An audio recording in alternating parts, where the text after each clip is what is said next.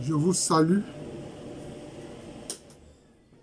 vous qui êtes disciples du Seigneur Jésus-Christ et qui l'aimez de tout votre cœur. Oui, il est le sauveur de l'humanité, le rédempteur de l'humanité. Il n'a rien à voir avec les prétendues races humaines, non. Christ ressuscité est Dieu. Né, il est Dieu. Il peut prendre toutes les formes de couleur corporelle. Il vous apparaît sous la forme d'un homme noir, sous la forme d'un caucasien, sous la forme d'un mongoloïde, c'est-à-dire d'un asiatique, etc. Peu importe. Peu importe. Alors, je voudrais ici, à travers cet enseignement, poser la question. Est-ce qu'un homme est libre d'un esprit? Je répète, est-ce qu'un homme est libre d'un esprit? Parce que tout être humain est possédé par un esprit. Maintenant, le problème, c'est de savoir de quel esprit il est animé. De quel esprit il est animé. C'est pour ça que, concernant Jacques et Jean, les fils de Zébédée, quand ils ont demandé au Seigneur, est-ce que tu nous donnes l'autorisation d'évoquer le ciel pour brûler ce village de Samaritains, il a dit, mais vous ne savez pas de quel esprit vous êtes animé. Donc, cela veut dire quoi? Tout être humain est forcément animé d'un esprit. La question, c'est de savoir de quel esprit il est animé. La question, c'est de savoir de quel esprit il est animé. Il y a l'esprit du mal, il y a l'esprit du bien, et puis il y a l'esprit du Seigneur lui-même, l'esprit de Dieu. Voilà les trois formes d'esprit qui existent sur terre ici. Il y a l'esprit du mal, il y a l'esprit du bien, et il y a l'esprit de Dieu lui-même. Donc, c'est de savoir de quel esprit chaque être humain est animé.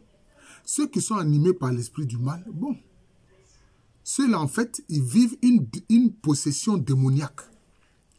C'est eux qui violent, c'est eux qui assassinent, c'est eux qui volent, c'est eux qui commettent les génocides, c'est eux qui font les détournements, hein, c'est eux qui massacrent des populations entières, etc. C'est eux qui pratiquent l'injustice. C'est ça l'esprit du mal. Mais tout ça vient du monde des démons, de Satan. C'est ça qu'il faut comprendre. Restez là-bas les enfants. Maintenant, celui qui est possédé par l'esprit du bien, en fait, c'est quelqu'un qui fait l'effort de faire du bien. Papa. Il fait l'effort de faire du bien. Pio, attends, je vais finir. Quand il finit, je vais t'appeler. Il fait l'effort de faire du bien. Voilà. Il fait l'effort de faire du bien. Quelquefois, j'ai entendu des gens qui ont proclamé, oui, vaincre le mal par le bien. Non. Le bien ne peut pas vaincre le mal. Vous n'avez rien compris.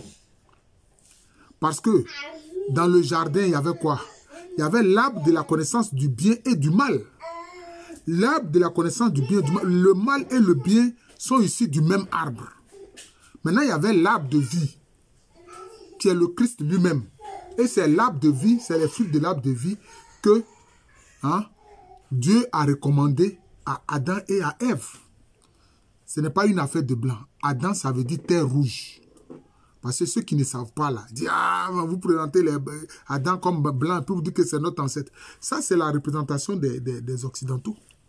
Si tu veux, tu peux représenter Adam comme un noir, comme tu le veux. Ève, ça veut dire la vivante. Cela ne veut pas dire qu'il y a une femme à peau claire, une caucasienne. Non, c'est pas ce que ça veut dire. Ève, ça veut dire la vivante.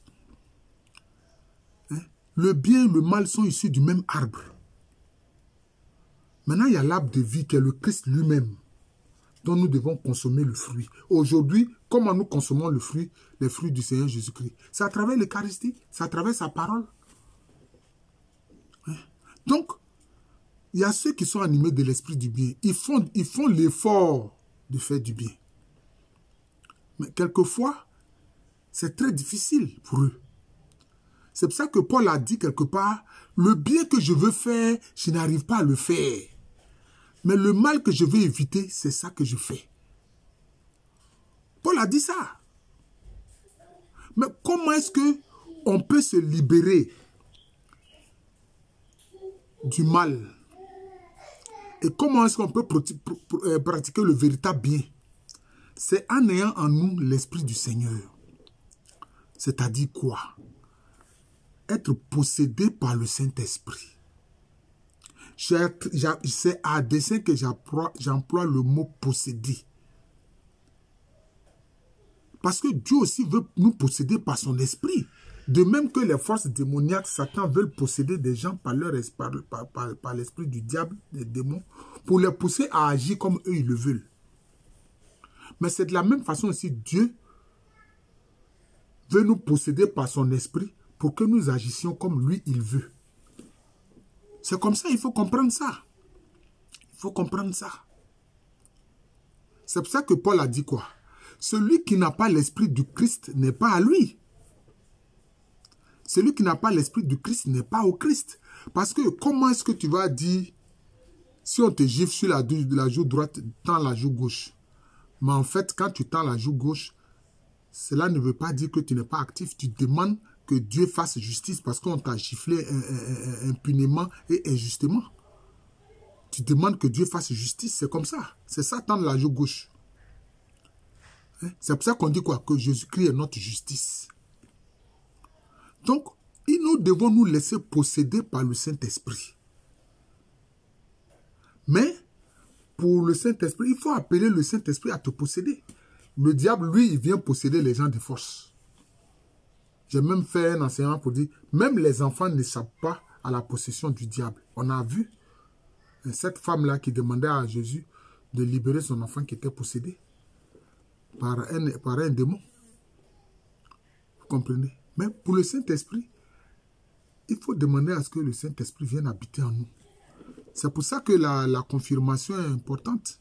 Et c'est pour ça aussi que le baptême est important, que ce soit le baptême des enfants ou pas. Parce que quand le baptême est fait, le Seigneur vient poser son sceau sur l'enfant.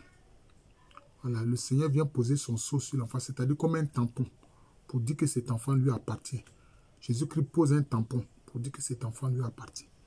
Donc nous devons nous laisser posséder par le Saint-Esprit. C'est en étant possédé par le Saint-Esprit qu'on peut faire le véritable bien. Le bien tel que voulu par Dieu. Parce que si ce n'est pas le cas, on peut faire l'effort de faire du bien et puis ça peut se révéler catastrophique. On pense pouvoir faire du bien et puis ça se révèle catastrophique. On a vu par exemple en Chine, pendant la gouvernance de Mao Zedong, il voulait accroître la production de riz en Chine. Cet homme d'État-là. Puisque là, vraiment, le riz était l'aliment de base et l'aliment de base des Chinois. Mais qu'est-ce qu'il a fait quand ils ont fait les rizières? Il a fait massacrer les moineaux. Pour ne pas que les moineaux consomment le riz. Mais ce qu'il a oublié, c'est que les moineaux aussi consommaient les insectes et autres qui s'attaquent au riz. Et en tuant les moineaux, mais ces insectes-là étaient maintenant libres et ils ont détruit les récoltes. Ça a provoqué une famine terrible où il y a eu des millions de morts en Chine. Vous voyez? Donc on peut vouloir faire du bien et puis ça se révèle catastrophique.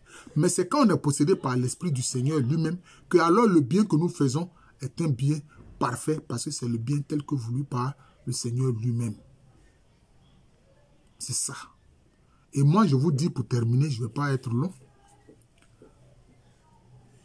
que notre corps soit le temple du Saint-Esprit, comme Paul a dit. Ne savez-vous pas que votre corps est le temple du Saint-Esprit? Demande au Saint-Esprit de faire de ton corps son temple. Deuxième chose, demande à Jésus-Christ de posséder ton âme. Oui. Et que ton âme soit l'épouse du Seigneur Jésus-Christ. Oui, parce que notre âme est d'un genre féminin. Il faut que vous le sachiez, ça je vous le dis directement. Notre âme est l'épouse de Jésus-Christ. Quand Jésus-Christ sauve une âme, cette âme-là devient son épouse. Quand on dit ça devient son épouse, cela ne veut pas qu'ils vont aller, dans un lit. Non. Cela veut dire quoi? Ça veut dire que ça, maintenant, c'est une alliance. Ça veut dire que ça crée une alliance entre ton âme et puis Jésus-Christ. C'est pour ça qu'on dit que ton âme est l'épouse de Jésus-Christ. Parce que ça crée une alliance entre Jésus et puis ton âme. Troisième chose, il faut permettes au Père Céleste de faire sa demeure en toi. Tu permets au Père Céleste de faire sa demeure en toi. Tu demandes au Père Céleste de faire sa demeure en toi. Tu demandes à Jésus-Christ de posséder ton âme. Tu demandes au Saint-Esprit de posséder ton corps. Voilà. Voilà. Donc, il y a la possession par l'Esprit de Dieu. Il y a la possession par le bien ordinaire. La possession par l'esprit du mal.